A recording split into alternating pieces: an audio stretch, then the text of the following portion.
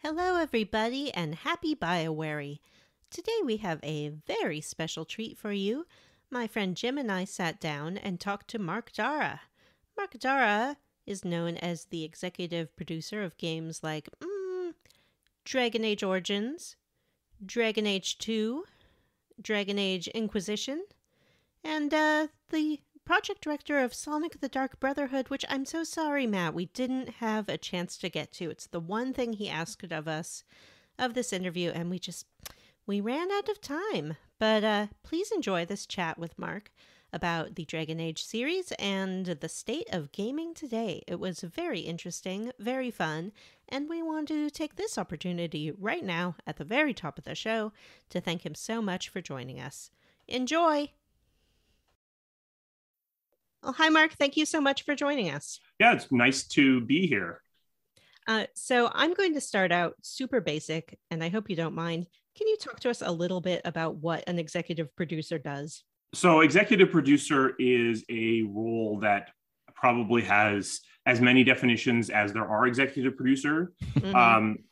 The short answer is executive producer is where all of the bits of game development meet. So it's the top position on a game team. Now, what that actually means can be very dependent upon the studio. At some of the more iterative studios where they're putting out a game every 12 months, that position ends up being very much more of a scheduling and business-focused role, with the creative being completely delegated down to the people underneath them. In the more long form, I guess, if you wanted to use that, studios like BioWare, executive producer has a lot more creative input. So the creative and the scheduling business meet there. Whether or not that is logical or possible for one person to essentially be the person in charge of all the business decisions and all of the creative is pretty questionable. And then what ends up happening, the balance between that is very dependent on the person themselves. I think, as with most roles, you need to build the job around the person to a certain degree. But with executive producer, the person needs to build the role themselves and then build their leadership team around them to cover their own weaknesses and carry what things they can't carry themselves. Mm-hmm. In looking at where you started, which I think was with Baldur's Gate, is that right? Your first out of college programming job? That's right. Well, so I actually did an internship during my degree, but yeah, BioWare was my first job after I graduated. And yeah, I started as a programmer. I'm a computer scientist by education. Thinking about game development, and of course it's always changing and advancing probably faster than any other media, but starting in the kind of Baldur's Gate 1999 era and then entering into Dragon Age and that franchise feels a little bit like going from black and white to color to me, like just as far as the advancements go. Yeah, it is interesting because so Baldur's Gate is definitely from a time where games were mostly still 2D or 2.5D. You're starting to see 3D games, but then Neverwinter, which was immediately after, was a time when it was considered that you had to be 3D. No game would possibly sell if it wasn't 3D. As you see actually in the movie industry to some degree as well, where new technology comes along and then it becomes like 60% of games were 3D for a while there. Right. But then everyone kind of gets over that and then it's fine again. And that's kind of where we are now is when color first came to the movie industry, you better be a color movie. But now releasing a black and white movie would actually be a statement. Releasing a 2D game these days is, again, sort of a statement. Mm-hmm. Yeah, for sure. The industry is in a constant state of flux. I think the comparison to movies is problematic because we tend to compare it to modern movies. I think if you're going to compare it to movies, you need to compare it to movies from like the 1920s, because we're in a situation where every game that is made has a relatively dramatically different tech stack. Same as in the 20s. The camera technology and lighting technology and knowledge of what a movie even is changing so quickly that it's both a piece of craft and a piece of art. And I feel that remains the case with games, where these days movies are a piece of art. The craft has largely been settled. Whereas with video games, they are both a toaster and a painting. And when they get evaluated both on how effectively they toast your toast, but also how pretty they are, which is why video game reviews are so wrought, I think. It is changing. I think we are starting to, the amount of technological churn is stabilizing to a certain degree, because the number of engines is going down, and the pipelines in terms of asset creation is starting to stabilize a little bit as well. Is that a good thing or a bad thing for like the number of engines to dwindle, like overall? Would you consider that a good thing or a bad thing for like overall game development? I think as long as it doesn't become one, I think it's probably a good thing, because I think it increases your talent pool, because now everyone who is learning to make games is learning Unreal or Unity or one of a handful of others. So they kind of know what you're using. And also, I think what's also happened is when you look at Unity and Unreal and even Frostbite, they kind of look the same. So there's been a standardization. If you pick up a Canon video camera versus a Sony video camera, they basically are kind of the same. The buttons are probably in about the same place. You know which end to aim. Whereas if you look at engines from the early 2000s, it's like they're so radically different from each other that you hold one like this and you hold one like this, because and so there's no transference. I mean, consolidation always holds an inherent danger of causing homogeneity, and also just, monopolies are problematic. But right now I think it's probably for the best. But yeah, it could be a problem. But I do think that one of the challenges that video game development as a craft has had is it simply had the possibility space has been too broad. It's easier to be creative in a smaller box. And knowing that you're only going to use one of these three engines, and knowing the limitations of those three engines, shrinks down your box and lets you be creative in the box. If you just have a blank sheet of paper where, well, I mean, if you go back to the 90s where you basically most games weren't even built with off-the-shelf engines at all, then it's like, well, we could do anything, but what are we going to prioritize? What are we going to decide is most important?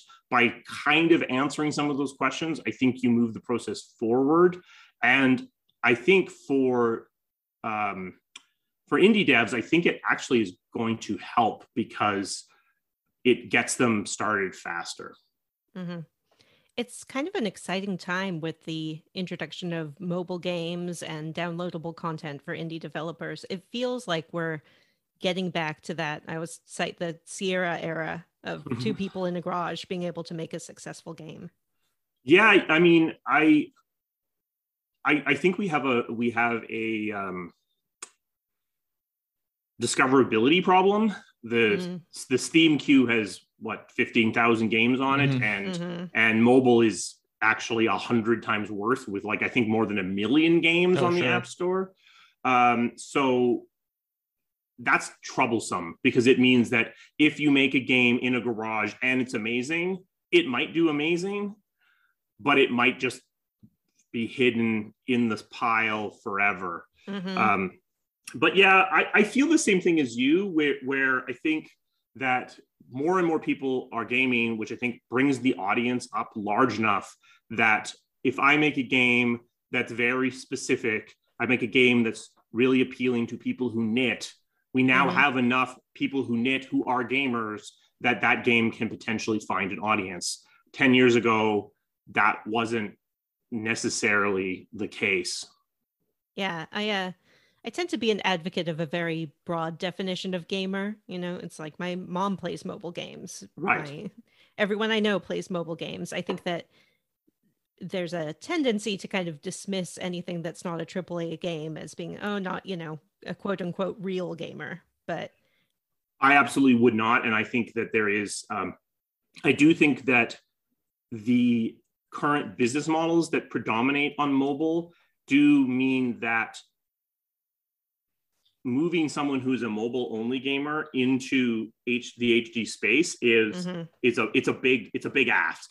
Not just because they have to have a gaming PC or a console, which they may not have, because there's lots of PC games that are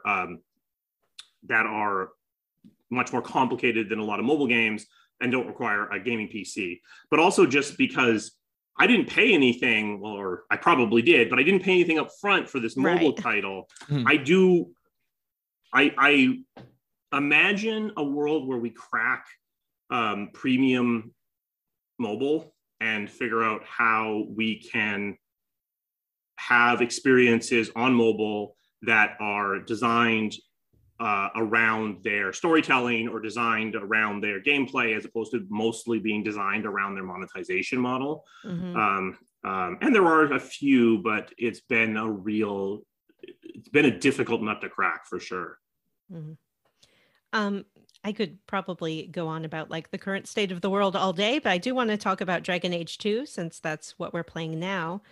You had worked on Dragon Age Origins as well, is that right? That's right. I came onto Dragon Age Origins in the last year or so to take over the project because the person who was leading it actually left BioWare at that time. So that was in the last 12 to 14 months, I think. And then that was also the period when Dragon Age Origins went from being a PC only title to being moved on to consoles as well. And two, from what I understand, maybe I should preface this by saying our friend Johnny, who can't be here, who Dragon Age 2 is his favorite of the series, and he talks about how he loves it because it's not a great hero saves the world kind of game. It's like a street level, he said, game, a street level RPG.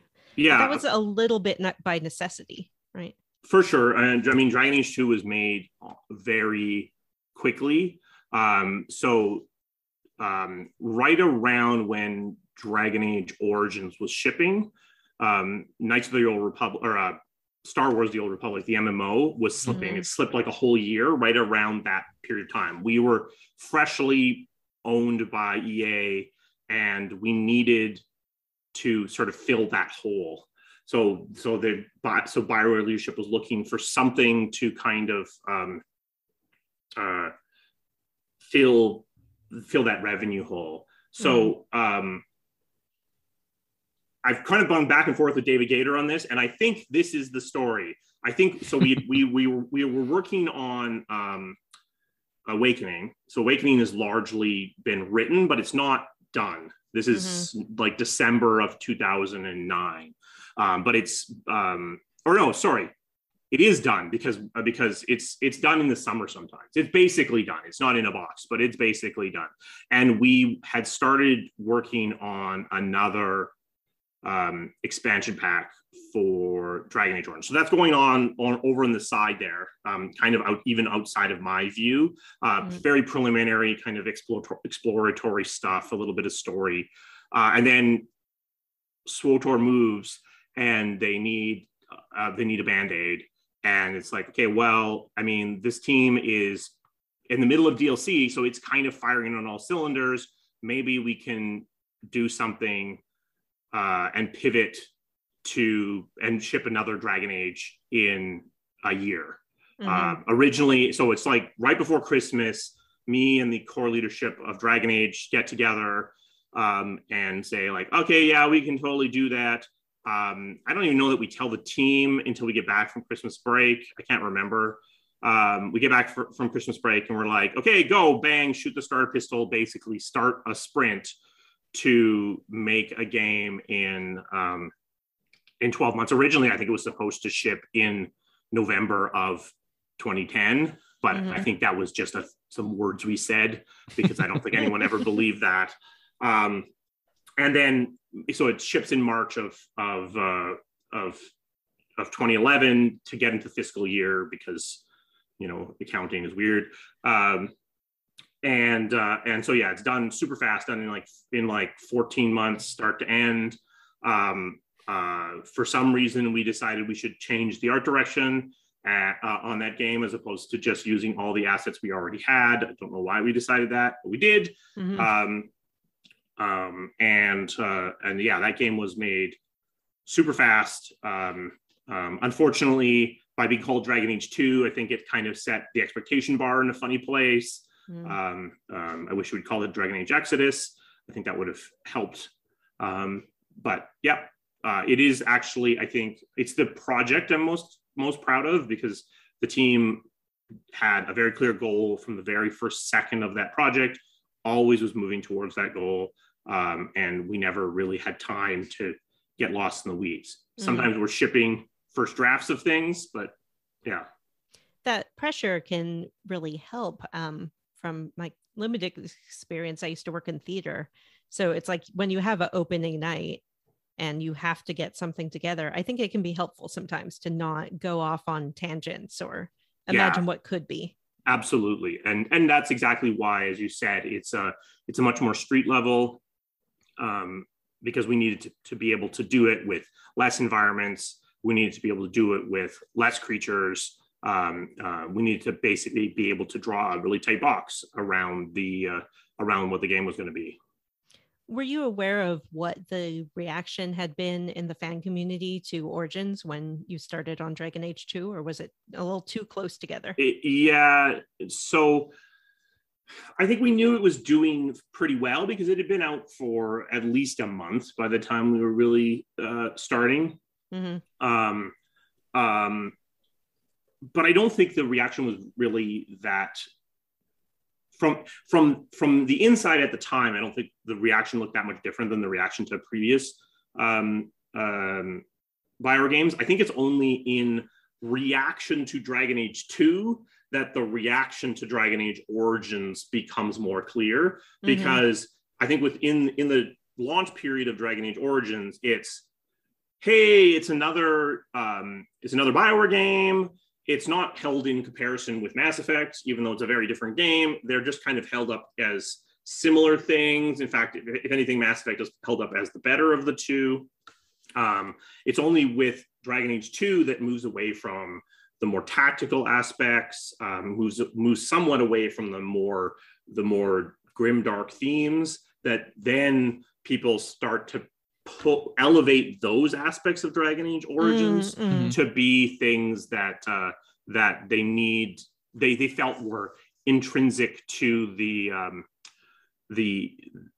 setting. The other thing that happened as part of the Dragon Age Origins marketing campaign, which wasn't obvious at launch either, was that we kind of accidentally over elevated the warden, the Grey Wardens as a faction. So everyone is just wondering, like, wardens, they're the most awesomest thing that were ever awesomed and awesome. Because that's right. They're like the Jedi, right? They're like the Jedi. And they're wondering why this is not a story about the wardens, because the Origins campaign was so focused on how amazing wardens were. I think we overplayed that card, unfortunately. I mean, I think it's fine now, but I think in Dragon Age 2, that was something that had to be dealt with, was, well, you mean you love wardens, but you're not one of those. Yeah. And they aren't even that present in the game. No, there's a little bit of I don't want to spoil anything. I don't know how far you guys have gotten, but I've played it before. I think Jim has played it all the way through too. So I mean, there's a little bit with like your brother or sister. I shipped Carter off right away. Yeah. So in talking about sort of the initial reaction was one thing, but what's incredible to me now is people are tweeting about Dragon Age 2 today, and they're making fan art of the characters like today, every day on Twitter. It's had this longevity, especially as a woman. When I talk to other women about games, their eyes light up when we talk about Dragon Age. Like, it's something about the characters. I think perhaps the way that playing a female runs in the game as not being coddled or sort of Right. treated precious. You know, it really has this amazing impact on that community. Yeah, I mean, absolutely. I think that BioWare has tried to do that with varying degrees of success. I think Dragon Age, in some ways, does it better than Mass Effect. But I think both are definitely trying to do that really well. It's weird because I would say that in, I think 2019, someone said out loud, maybe it was me, I don't remember, that that we needed to, like, that BioWare storytelling was all about characters, which has always been true. It's always been true. Even in Baldur's Gate, it's true. And because when you really go and you look at the story of Mass Effect, or you look at the story of Dragon Age Origins, or you look at the story of KOTOR, there's something between cliched but pretty good and incomprehensible nonsense. But what elevates them, what brings them to be something that you remember, that you care about, is characters. And it's always been true, but it's only been recently that BioWare's been actually saying it out loud and acknowledging that is the case. And I think when we've leaned into the characters and leaned away from the storytelling, I think that's where it's the best. And I think in Dragon Age 2, out of necessity, there's not a lot of epic storytelling in Dragon Age 2. There's a lot of, local bully takes over the city kind of stuff. So the characters have to carry it. And so I think it brings the characters even more into the forefront. Yeah, that makes sense. It makes sense as to why people latch on to characters so frequently, it seems. Absolutely. I mean, we've experienced we experience the world, we experience politics, we experience everything through characters. I mean, it's why you don't care about the Geth Quarians. You care about the follower Geth and the follower Quarian you have and what they think. You don't really care. They're an abstraction. They're a digital abstraction of an abstraction in the world. Like, you're getting two levels of abstraction in the way of you really understanding what this group is. I think one of the ways that I'm best able to illustrate how important these characters are to people is sometimes the rage that I see. And like, I can't believe Anders did this, as if he's a real person and not, a character serving the plot. Yeah. And for me, that should always be the goal with a follower or any character, is you should be having a strong emotional reaction to that character. It doesn't have to be a positive one. Even for a follower, if you hate this follower, that's something. You've at least felt something. If you don't feel anything, if they're just like white bread, then they're kind of nothing then. They're just filling in a tactical slot in your party. I think we all experienced that with Mass Effect in particular. When we played through that, there was a particular follower that we just could not stand, and it was pretty universal. But that doesn't mean it was a bad performance or a bad character. Yeah, it was well written in the sense that we had that reaction so viscerally. So moving on from Dragon Age 2, it's interesting you mentioned getting away from the Wardens, because Inquisition did that as well. Well, I think it's because Dragon Age has always been supposed to be, for the last 12 years, Dragon Age has been supposed to be a setting, a world with a varied set of factions. It's about factions, it's about politics, and it's about groups. So because the warden, we've been trying to kind of get wardens back into the right place in the balance of where they should be in amongst the other factions. So Inquisition, I think the problem is if you go wardens, not wardens, wardens again, then you've really sort of set you've set that this is a series about wardens, and every once in a while we won't be about wardens. But if you go wardens, not wardens again, now you can sort of be, now you can do whatever you want. Now you're sort of, you've established the rules. It's actually one of the reasons why Sandal, it's the main reason why Sandal isn't in Inquisition, because what I said to the writers was like, look, if you put Sandal in Inquisition, and you can, then Sandal's going to be in all the games forever. Right. Because now you've established that that's a thing that's for some reason important. Even if you're not paying that off now, you got to keep them around because you've established that Sandal is a person you're going to see in this series. And also, like, not establishing those things in every game makes the world seem so much bigger, because when Sandal's not in it, you're wondering, oh, Sandal's off doing other cool stuff that maybe I'll find out about later.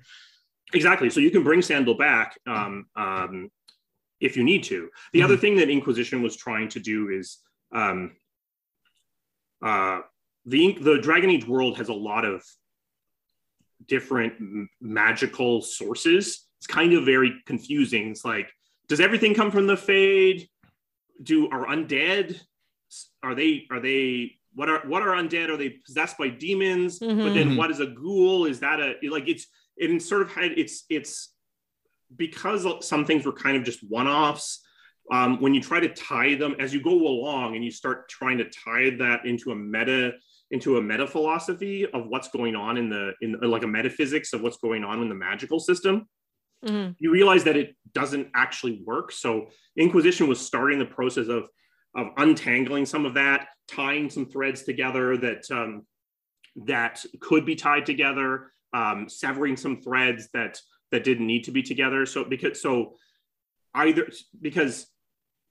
the road that Dragon Age was on was you're headed towards either a position where everything was the Fade, or you were going to end up with like 90 different sources of magic. So you've got the Fade, and you've got lyrium, and you've got the Blight, and you've got blood magic, and it's like, okay, well, you don't want that either. You don't want one, probably, right.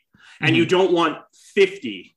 So the last like 10 years has been starting to be like, okay, well, let's get it to like 4 or something. I don't know what number they're actually aiming at, but let's get it to something comprehensible, show what sits in the different quadrants, and actually decide.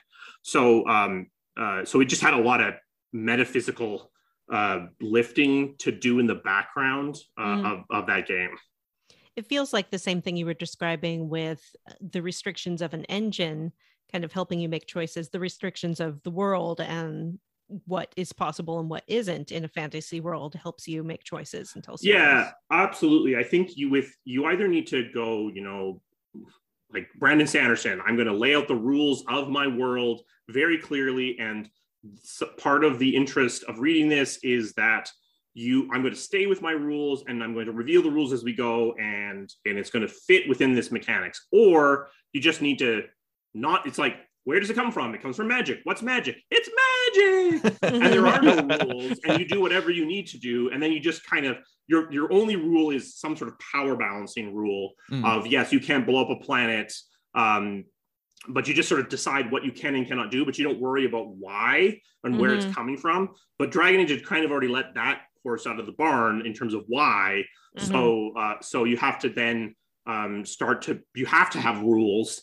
You don't need to go all the way to it takes 3 pounds of lyrium to make the equivalent of 36 gallons of Fade energy. Like, you don't need to do that, but you would need to at least like have some approximations. One thing I've really enjoyed about the world is, I don't think unreliable narrator is the right choice, but people will tell you what they believe, and it's exactly just that. They're telling you what they believe. I mean, Dragon Age 2 is absolutely an unreliable narrator. For sure. But yeah, it's actually one of my favorite things in terms of the way the world building is done in Dragon Age, which is it's mostly done with, Brother Genitivi, or the equivalent scholar. Like, it's a note from a scholar from his research paper that he's going to go and defend his doctoral thesis, but you don't know. Maybe he went to defend his doctoral thesis and they laughed him out of the university. Right. So yeah, so I love that because it means that everything gets to be colored through the philosophy of the group involved, but it also leaves things open of, but Brother Genitivi said that it worked this way. Brother Genitivi said the chant you teaches that the hubris of man caused the Black City. It's like, yeah, but is that true? Mm-hmm. Mm-hmm. Yeah, it's I don't want to get into specifics. I'm sure everyone can think of some, but it feels very true to life, especially these days. Absolutely. And I mean, yes, it does mean that there's very little objective truth in Dragon Age, which maybe from today's reality maybe is a little distressing, but yeah, a little objective truth would be nice. Yeah. So since you've left BioWare, I don't want to call it a retirement, but you're taking time to do some vlogs about your experience in gaming. What was your motivation to do that? So the YouTube channel started partially as very low cost therapy because it's sort of a way to flush things out of my brain, but also a way to kind of detangle some of the thoughts around leadership and project management that I've had for at least the last 15 years, and hopefully eventually come to something where people who come into the industry after me can learn from what the mistakes I've already made, learn from the holes I've already fallen into, and maybe the industry can get a bit better at this, at sticking to about building consensus, about making decisions, about building completion urgency, about avoiding crunch, about all of those things. There's a larger conversation going on in society, it seems right now, about work and how we want to work, where we want to work, but especially the idea of the 50, 60-hour work week and what that has really done to our lives. And young people in particular seem to be saying, we're not going to do that. Yeah, I mean, I'm kind of glad that conversation is happening, especially because I think a lot of our current way of thinking about work comes from essentially the Industrial Revolution. Like we all work on a factory line, or even the 50s, we work on a factory line, and I'm going to work an 8-hour shift, and then the whistle's gonna go, and I'm gonna clock out, and I'm gonna go home, and then I'm gonna do that the next day. If I work overtime, the quality of my work is roughly the same, maybe a little bit worse, but not really much worse. A 12-hour shift, I don't make that much worse of a car than an 8-hour shift. But in creative or more intellectual driven careers, I don't think that's the case. I don't think it's ever been the case, but we still think about work as being basically that of, if you can do X in 8 hours, you can do 2X in 16 hours. So, but that's not real. Wasn't even real. Wasn't even real on the assembly line, but it's really not real if you're making modeling a character or trying to write a story or programming. Especially, it seems, where you're working in a way that one misstep, I imagine, equals 6 hours of trying to repair something that was done in half an hour. Potentially, very, very much true. I mean, the reality of AAA video game development is these teams are ginormous, which means the consequence of your actions affect everyone downstream of you, which I guess is true in a lot of things. If I forget to bolt on that panel onto the car, and that's going to affect everyone downstream of me as well. But yeah, the teams are over 200 consistently these days, and unless you are at the end of that line, things you do affect everyone downstream. And if you break the build, that affects the entire team.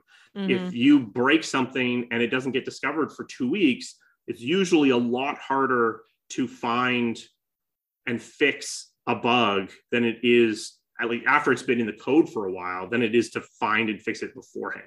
Mm-hmm. So what would you like to see happen in the way teams are structured? If you could, be handed a BioWare style budget and build your team from scratch as far as structure and how people work.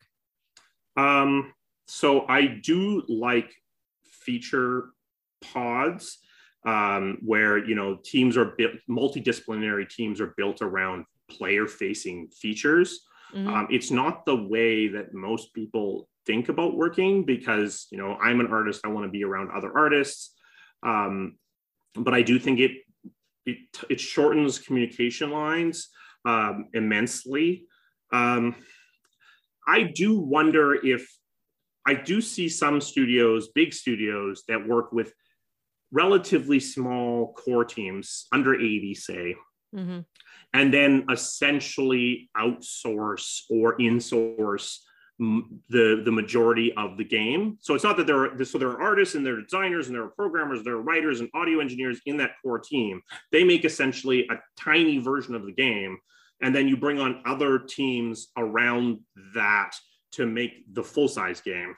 I find that I've never done that. So, mm-hmm. so maybe this is grass is always greener, but I find that model interestingly compelling because an 80-person team, everyone on your team, that it reduces miscommunication. It just, the lines of communication, there are just so many less of them. But then to be able to scale up in some sort of repeatable manner sounds really great. I don't know how you build another version of you. I don't know if it's like you build an 80-person team and now you have to build that same 80-person team 4 more times. I'm not sure if that's what it is, or if you were able to go, because I don't think it would work is if you just take that and then go to an art outsourcer and get some art, and then you go to a design outsourcer and you just sort of shovel that art from. I don't think that's going to work. I think each of those pods that's padding out your team would have to be largely self-sufficient, with you providing, oversight and some creative direction, but they would need to do most of that day to day. So it almost looks like, so I guess what I'm almost describing is big teams in the future maybe are built out of many small teams. Mm-hmm. Is there anything that you're worried about in particular? I do wonder about, Microsoft buying Activision is it's fresh news here. Yeah, that is a thing. It could be worrisome. Activision needs work, so mm-hmm. that's mm-hmm. good, but for the same reason I worry about Disney owning 99% of all IP on the planet, right. I worry about the number of studios declining beyond a certain threshold. So this is very inside baseball for game development, but there is a company called Keywords that's been gobbling up all of the outsourcers for the last 5 years. I do worry that at some point there basically won't be any, and mm-hmm. then Keywords there'll be Keywords, and then Keywords will either say, and we're now a game developer, or mm-hmm. they'll say, oh, and we've just tripled our prices. Mm-hmm. I don't know. I worry about as certain business models come in and out of vogue, they always influence video games. Mm-hmm. Right now, the free-to-play business models are very much in vogue. And I worry that they're choking out certain genres. Mm-hmm. I don't think that's a forever thing, but it happened with movies. Multiplexes caused the surge of certain kinds of genres that could be the other things in theaters. Then theaters realized they could just show Star Wars on every single screen, mm-hmm. and those went away. Then the streamers needed content, and those things came back, but on streaming. So I do believe that I don't think we're going to lose any genres, but could be hard for the next little while for some genres. Yeah, as a podcast that's focused on story-driven games, like that's what we love and what we're passionate about. I do kind of worry that that's going to disappear in favor of another Fortnite or whatever it may be. It is definitely something, because the reality is RPGs are the most expensive thing. Well, other than, MMOs, they're the most expensive single player thing you can possibly make. Mm-hmm. They don't tend to have a very lucrative live service, at least not compared to Fortnite or or FIFA or like other things that have really robust live services. So they're the most expensive. They don't have a live service, and they don't tend to sell as well on average as those other genres either. So they've always been kind of squeezed. Now, story has been coming into other genres more and more.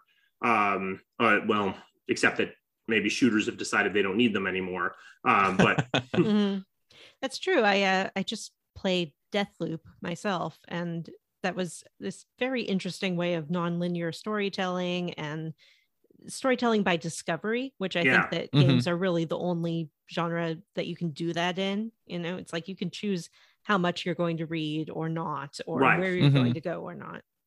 And I love seeing that expand, but I definitely don't want to see the kind of core choked out. Yeah, like as someone who I love horror games, but the fact that they can't be monetized like a Fortnite or something like that worries that we're just going to see less and less of it. Yeah, I mean, horror in AAA horror is largely gone. Yeah, and double A or whatever you want to call it. Let's call it triple I, because that's the most obnoxious possible term. Have kind of have to pick up the ball there. But yeah, like I do. The problem is that it's essentially, it's the long tail. Is the best-selling game sells, well, like 80 million copies. The next best-selling game only sells 20 million copies, and the next best-selling game only sells 5 million copies. So it used to be a lot flatter of a curve. Being the second best game in every single genre, well, you got to be EA, being the second best-selling game in every single genre, but now being second isn't necessarily going to cut it. But yeah, like, I mean, Dead Space should exist, but I think to make Dead Space, you need to just acknowledge that this is a game that's, it's going to sell 2 to 5 million copies, budget accordingly. It's the same thing that's happened actually in lots of industries is it's become more and more and more about the blockbusters, the top 3 to 5 things. And everything else has been like, well, we don't care about that. We don't care about a game that's going to sell 1 million copies. And to some degree, it's reinforcing, because if I budget for something that's going to sell 1 million copies, maybe it doesn't sell 1 million copies. Maybe it only sells 600,000 copies because it doesn't look as good as the thing that was budgeted to sell 80 million copies. And then now you budget for 600,000 copies, and then it sells 400,000 copies. It doesn't always happen that way, though. I mean, NHL as a franchise has been around for a long time with really, really tight budgets. So it can work for sure.